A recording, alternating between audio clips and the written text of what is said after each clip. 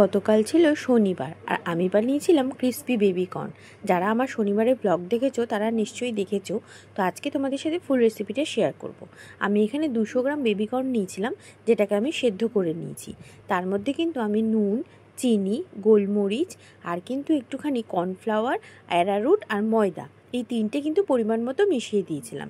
2 চামচ তোমার দিয়েছিলাম কর্নফ্লাওয়ার, 1 চামচ অ্যারারুট আর 3 চামচ মতো ময়দা দিয়েছিলাম। দিয়ে কিন্তু ভালো করে মিশিয়ে নিয়েছিলাম। আর এর মধ্যে একটু সয়া সস আর একটু ভিনিগারও দেওয়া যায়। আমি জানো তো দিতে ভুলে গেছিলাম। কয়েকটা ভাজার পর হঠাৎ করে মনে পড়লো যে ভাজার কালারটা যেন কেমন লাগছে, তারপরে আবার একটু সয়া সস অ্যাড করে নিলাম। এই শীতকাল আসছে আর জানো তো আমার এই ক্রিস্পি বেবি কর্ন, তারপর সুইট কর্ন দিয়ে নানা রকম রেসিপি এগুলো তৈরি করতে খুব ভালো লাগে। আর শীতকালে কিন্তু রংচং সবজি কিন্তু খেতেও ভালো লাগে। দেখো কথা বলতে বলতে এদিকে বেবি কর্নগুলো ভাজা হয়ে গেল। ওই ভাজার তেলেই কিন্তু আমি আদা রসুন কুচিয়ে রেখেছিলাম, আর এদিকে কুচিয়েছি পেঁয়াজ, ইয়েলো ক্যাপসিকাম, গ্রিন ক্যাপসিকাম আর রেড ক্যাপসিকাম। সেগুলোকে দিয়ে কিন্তু একটু ভালো করে টস করে নিলাম। তারপরে সামান্য নুন দিলাম। নুনটা আমি এখানে 1/2 চামচ দিয়েছি, কারণ সসগুলো যেগুলো অ্যাড করব সেগুলোতেও কিন্তু নুন থাকে।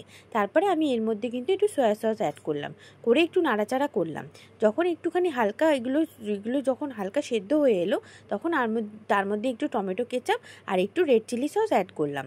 আমি এখানে মোটামুটি 2 চামচ মতো টমেটো কেচাপ আর 2 চামচ মতো রেড চিলি সস দিয়েছি। তোমরা তোমাদের পরিমাণ মতো কিন্তু অ্যাড করে নিতে পারো। তারপরেও কিন্তু এর মধ্যে আমি স্প্রিং অনিয়নটা অ্যাড করে নিলাম, নিয়ে ভালো করে কিন্তু নাড়াচাড়া করে নিলাম। করে নিয়ে ভেজে রাখা তোমার বেবি কর্নগুলো এর মধ্যে অ্যাড করে নিলাম। এটা জানো তো আমার বিয়ে স্টার্টারে হয়েছিল। আমি যদিও খেতে পারিনি, পরে আমি নিজে থেকে ট্রাই করে এটাকে নিজের মতো করে রেসিপিটা তৈরি করেছি। তো দেখো এগুলোকে কিন্তু আমি দিয়ে ভালো করে নাড়াচাড়া করে নিচ্ছি। এরপরে কিন্তু আমার গ্রেভিটা যাতে একটু গাঢ় হয়, তার জন্য আমি একটা বাটিতে 1 চামচ তোমার কর্নফ্লাওয়ার, তার সাথে সামান্য জল দিয়ে ভালো করে গুলে নিয়েছিলাম। গুলে নিয়ে কিন্তু আমি এর মধ্যে দিয়ে দিয়েছিলাম। এটা কিন্তু খেতেও যেমন টেস্টি হয়, তুমি এটা কিন্তু স্টার্টার হিসাবেও খেতে পারো, অথবা তুমি এটা রুটি বা পরোটার সাথেও খেতে পারো, বা রাইসের সাথেও খেতে পারো। খেতে কিন্তু দারুণ লাগে। আমার ভিডিওটা তোমাদের কেমন লাগলো অবশ্যই জানিও। ভালো লাগলে লাইক শেয়ার সাবস্ক্রাইব করে দিও।